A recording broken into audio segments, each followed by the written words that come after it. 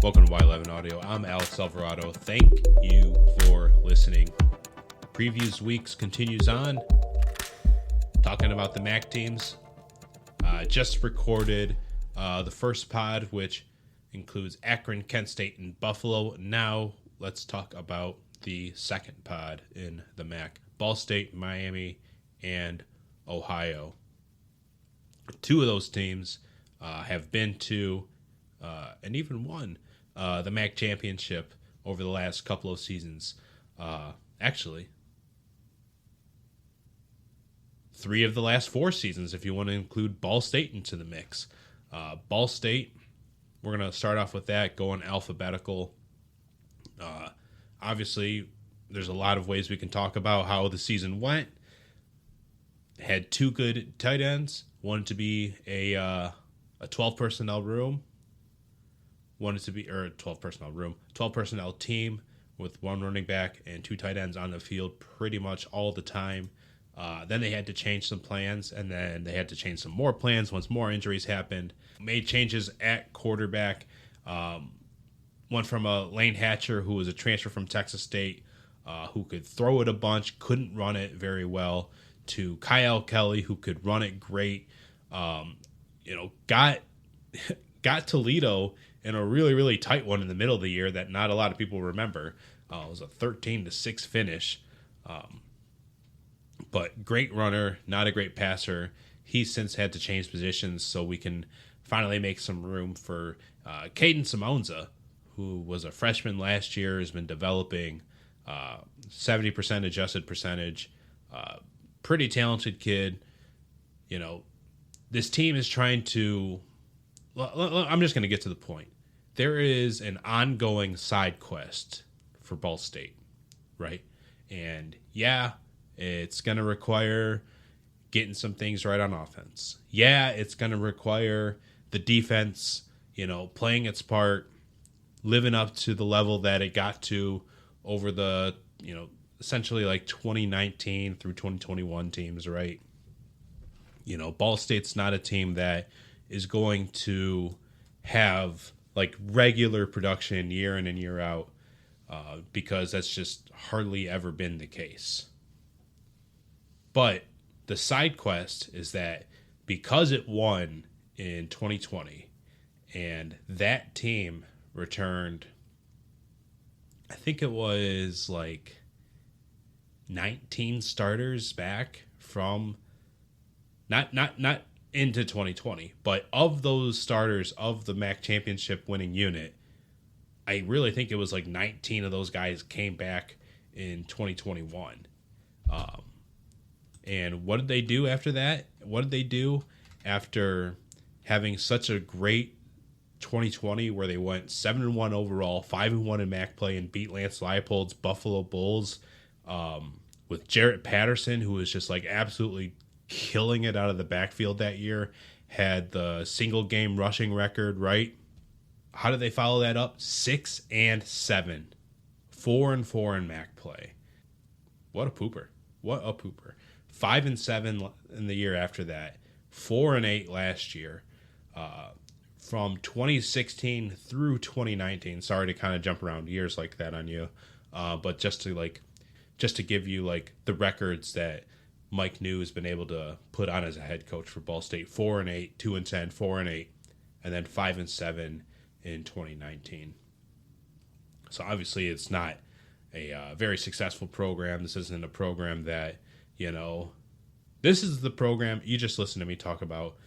Pete Lembo a little bit ago. This is the program that Pete Lembo left for reasons. Okay, this is a Pete Lembo left and took a pay cut for reasons. This is a program that finally built an indoor golf facility before it had an indoor practice facility for football.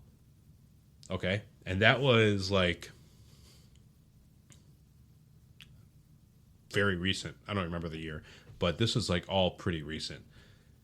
Ball State, in terms of just Division I football, is behind schedule in a lot of ways. This is one of those programs where, hey, you guys have to prove it. I mean more than just like a 6-6 year in 2024.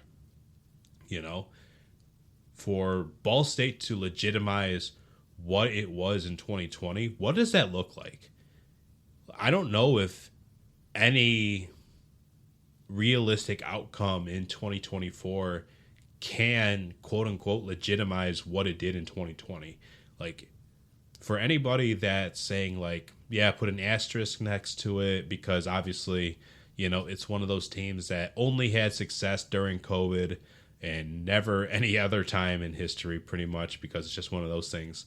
I don't know, man. It's hard not to like take those comments too seriously because that absolutely has been the fact of the situation. If Ball State wanted to legitimize itself in 2020 by playing good football, the only time it could have done that was 2021.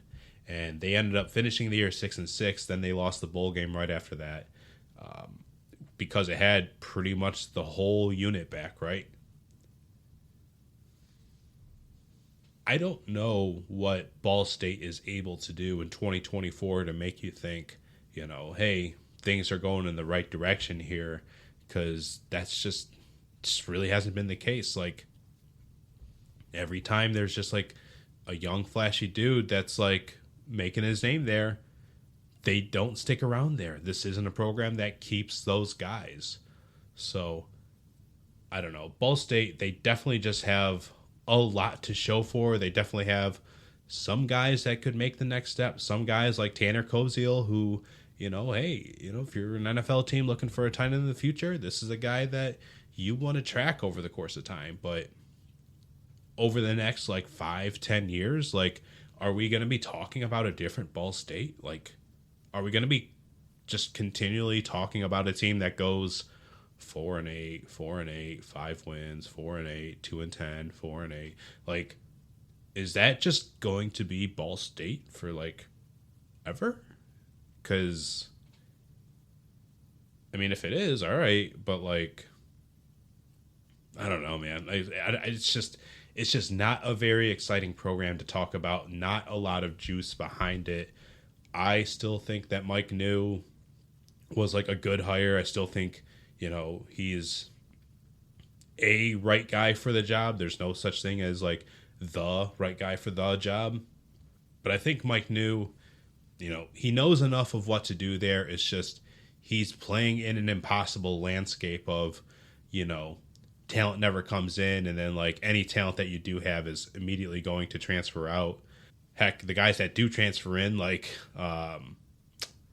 Marquez Cooper, like, you can't keep them forever, obviously, because Sean Lewis, he finally got a head coaching job way out in San Diego, and he left for that. I don't know. I don't know what the future of Ball State's going to look like. I can't imagine it's going to be very exciting, and I can't imagine that, if this is the pace that Ball State continues to move at, and there's no like cycling in another exciting year of, MAC championship potential, I don't understand why Ball State is staying up in Division I land, and same with a couple other programs that we've already talked about. And I know like people, this is coming from an Eastern Michigan podcast, and I know people feel a certain way about EMU, a program that, hey, hasn't won the MAC championship, has never been to it, at least. At least Kent State's been there. At least Ball State's been there and won it multiple times.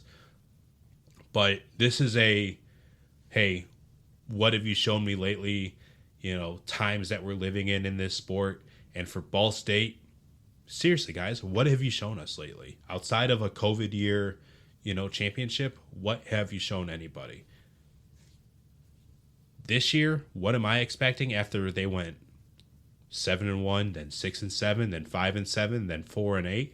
I have them pegged as going 3-9, a steady decline over 5 years. Like, it's really, really hard to pull off. But Ball State, I think you guys could do it. Start out the year against Missouri State, play at the U, at Michigan State. No, I'm sorry, not Michigan State. Don't want to get you guys confused with that. At Central Michigan, at James Madison, home to Western Michigan, at Kent State, at Vanderbilt. That's going to be like mid-October. Home to NIU, home to Miami, at Buffalo, home to Bowling Green, at Ohio. If you can't tell by like the sound of my voice, I'm just not very optimistic, about Ball State and like what it has to offer right now. So yeah, just an easy, simple 3-9. Let's see, what do I have for, just to give you, some of the winners that I have, like what specific games do I have them winning in? I have them winning in their FCS game. I have them beating Central Michigan. And the third game I have them winning is Kent State. But yeah, other than that, it's a wash for me. It'll be fun to see Ball State and Buffalo play each other. Like that'll be kind of cool. But I don't see Pete Lempo losing that one. So we are moving on. We're going to be talking about a more exciting team, Miami, the RedHawks. Coming back is, of course, their championship trophy that they won in Detroit last year. Doesn't that look great? They thought that they were going to be able to keep a lot of people. They unfortunately left, lost Gage Larvadane, an incredible wide receiver out to South Carolina. They lost their kicker, who won the Lou Groza Award, first MAC player to ever do so. Lost him to Alabama because that's just the way the life goes. And you lose a defensive end, Caden Woolard. You lose him to Oklahoma. Like, you are losing good players to top Southern programs. That's obviously a sign for good things of what is going on at Miami. Sure, this is the MAC we're talking about, which means you're losing a guy. Hey, while that means, like, good things for, like, what you have going on culturally, developmentally, all that sort of deal, you are losing a guy, right? But the thought of, the thought process is like, hey, this team has got guys behind that. There are other ones that Miami kept, and probably the biggest one that it's been able to keep over a really long time, probably longer than anybody would have chosen for it to happen, especially in the fashion that Brett Gabbert's injuries have just kind of sidelined him over the past couple of years. But he keeps coming back. He keeps coming back for more. And this year, when he steps on the field to open up the season, it's going to be really, really special for him and a lot of people. Not because, okay, can you finally close out with like the high mark that you're really looking for? Can you entered your college career winning the MAC? Can you end your career winning the MAC again? Can you be an all-time MAC great? I think he already is. But on top of all that, coming back from another crazy lower body injury, just absolutely unreal. Read it in the Bruce Feldman Freaks list. He lists all these players in the Freaks list every year of like everything that these guys are just doing, just like all this stuff that's just like eye-popping numbers, and it's making these like Hulkster strength coaches just say like, oh man, brother, like that is absolutely crazy what that you're doing. And that's usually what this list is about. For the first 100 players, that's what it was about until he got to number 101, where it talked about Brett Gabbert's return from injury, where he went down against Toledo. An incredibly just like really, really bad situation for him, of course, but it was just hurt a lot. Didn't want to have that happen in front of his friends and family and whatnot. But what is super encouraging and what is super awesome for him was that in the face of a 12 to 16 month, recovery time that they had laid out for him, and said, okay, these are the benchmarks you're going to meet, blah, blah, blah, blah, blah. Only at some points in your recovery do you get lucky and let your timeline, move up and speed up to the way you want it to. He was expected to, recover fully in 12 to 16 months. He is on pace to start the year again. And once he does that, once he starts the year, it'll be 315 days. Obviously a much shorter timeline by like 2 months for him to go out there and to compete like that after, just like missing not just that half of the season, but like that happened to him in 2022 too. Like that's insane that he missed a couple of years or had a couple of years shortened to injury. And we're still thinking that he's going to be an incredible football player. And why not? Why not keep thinking he's going to be great? Because even when he did come back from injury, he still played really, really well, not just as a passer, but as a runner. Adjusted completion percentage, if we're just looking at that, just kind of putting the ball right through the tire swing, right? As a freshman was 65.7%. We're not going to talk about 2020 because it was close to 80%, but he played 3 games, so whatever. But from 21 on, 67%, 67%, 70.6%, and then 71.7% last year. As a scrambler, he was still really, really efficient. As a designed runner, he was still really efficient. Last year, so he missed a lot of 22 with injury, right?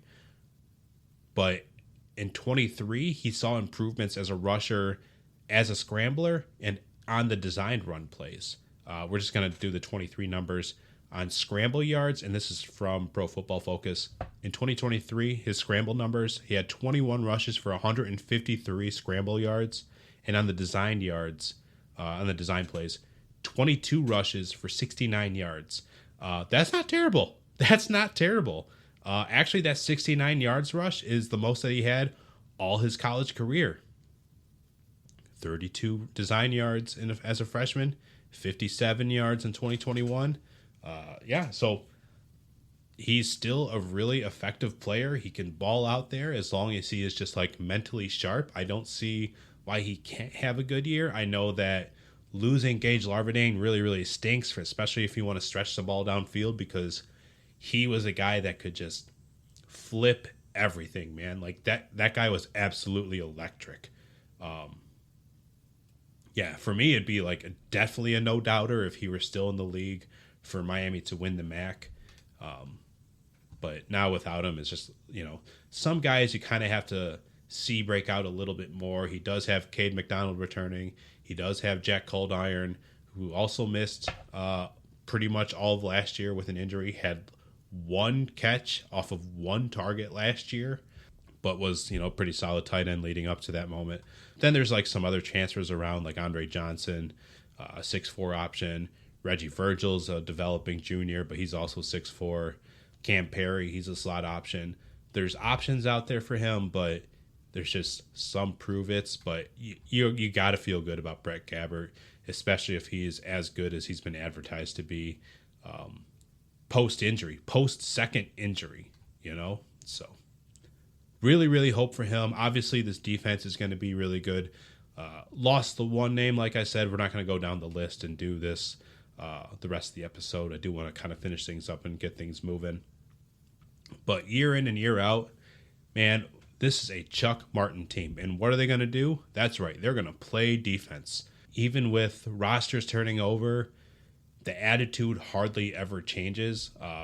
Run defense, nationally ranked, just going by yards per game. From 2017 on, this team has been 66th, 58th, as bad as 81st in 2019, but they still won a MAC championship that year, so okay. 22nd and 22, and then 56th, 45th, 36th. So they've certainly made improvements over the post-COVID era. What can Miami, the RedHawks, do? Obviously, like I said, you lose your running. You lost a wide receiver, but there was also really, really talented running back that they lost in the transfer portal too. So that's gonna sting a little bit. They have some pieces that they got to fill in. They have some talent that they just have to, overcome. Obviously, they have Toledo that's coming up on the schedule too. Last year, I thought Miami had the goods to be a double-digit win team, and they absolutely achieved that.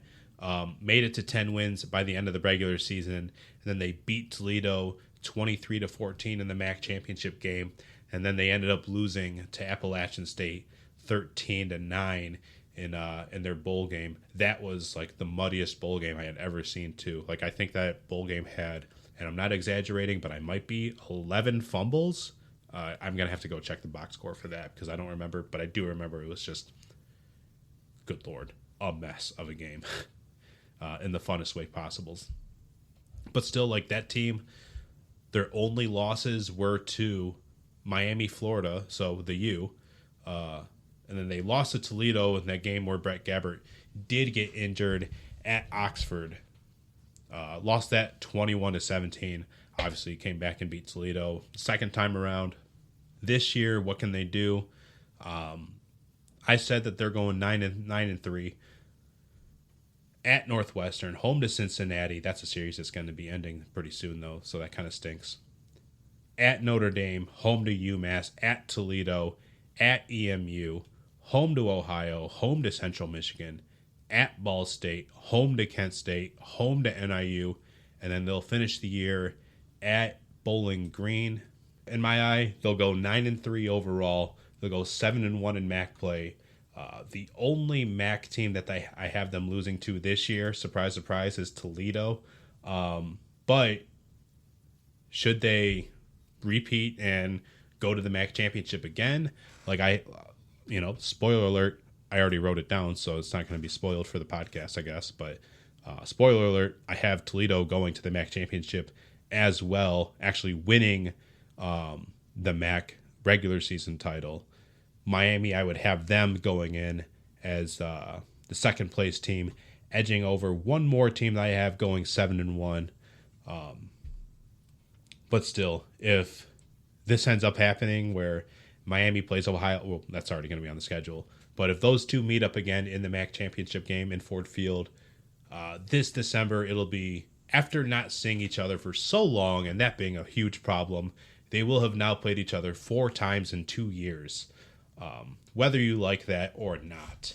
But still, those are, right now, the MAC's 2 best programs operationally. So you do kind of want to get the most out of them to create probably the most excitement for the MAC as it currently stands.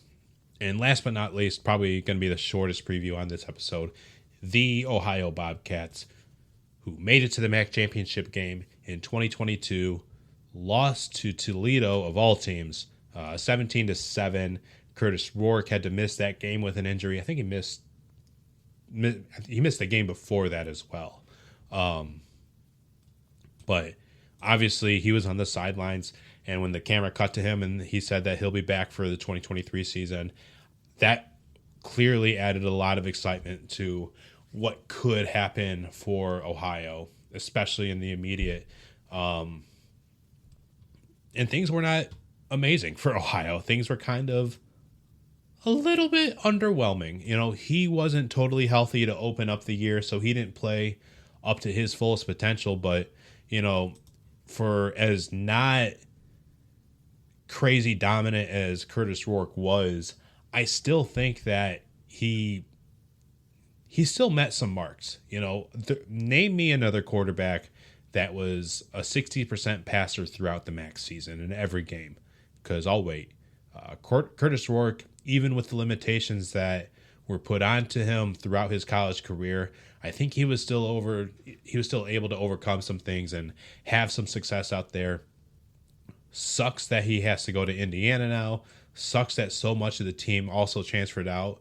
Ohio's a team where, hey, for whatever good I said about Miami's defense and how good it was over the past couple of years, Ohio's defense, for as much excitement as Curtis Rourke even got from 22 on, that defense is what did it. Man, that Ohio defense is what did it last year and the year before. I don't know if they're going to do that again this year. I had a lot of faith in them last year, but this year, man, I don't really look at returning production numbers a ton. I do reference it more than you think, but I don't really it's not really Bible to me, because it's college. There's going to be turnover anyways, but still 41% of this team's overall production returns. That's 122nd in the nation. 54% comes back on offense. Okay, that's fine. But it's the third worst, I shouldn't say worst, but third lowest returning defense nationally. The only teams worse than Ohio in this metric are Washington and Air Force. And I say Washington because I know there's a lot of EMU fans that listen to this. So I trust Ohio is going to be well coached by Tim Albin. I trust that this team, will have its quarterback situation figured out. But I don't know if it's going to be able to push the ball downfield like it's been able to. Last episode, I referenced, how offenses did through the air over the last couple of seasons. Trying to point out that Akron had thrown the ball over 900 times and no one's done that. No one else has done that in the MAC. Ohio is the number 1 team in the MAC in passing over the last couple of years, if there's any surprise to that. 63 point, let's call it 9% completion rate, 6,500 yards. That's the most of anybody in the MAC. And then its average too of 7.7 yards per attempt leads the league as well. They don't have Curtis Rourke anymore, and they don't have a lot of his receivers that he was able to throw to. So no, I don't expect that to happen again. So I don't know a lot. I don't know a lot about this Ohio team. I don't know who is going to make plays. I don't know how it's going to happen, and I don't know what their bread and butter is going to be outside of the read option. Outside of that, we are. What do I keep saying? Wait and see. Their schedule this year: at Syracuse, home to South Alabama, home to Morgan State, at Kentucky. So a manageable non-conference slate. Syracuse isn't the greatest ACC team in the world. Plus, they have like a coaching turnover. So, ripe for some opportunity there. And then Kentucky is always just like, in my eyes, just like a favorite of SEC teams to play from the MAC.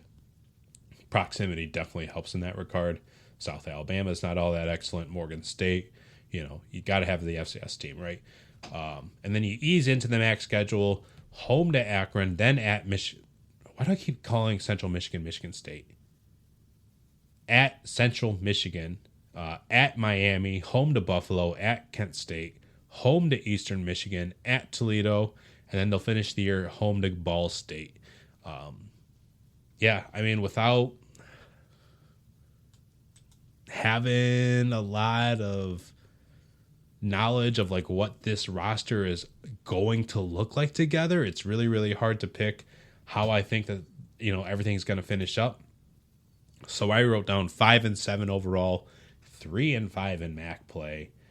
I have them, let's see, losing to Syracuse. I have them beating South Alabama, beating Morgan State, beating Central Michigan, not Michigan State, beating Central Michigan, beating Kent State, and then beating Ball State at the end of the year. But outside of that, I don't know, man. The Buffalo game could get tricky if Pete Lembo and company gets things working, especially because I like Buffalo's defense a little bit. EMU, of course, I think that those two teams are actually pretty even. But by the end of the year, EMU might be able to have more answers than Ohio. At least that's the way I look at it, who pays way too much attention to EMU compared to Ohio, right? But yeah, I don't see them beating Miami right now. And the Akron game, if Akron found enough answers and can air out enough yards and like keep the ball in the air enough successfully, I think Akron can pull that one off. I mean, this isn't like, I've seen crazier Akron over Ohio finishes. And if you've been paying attention to this conference, you have too.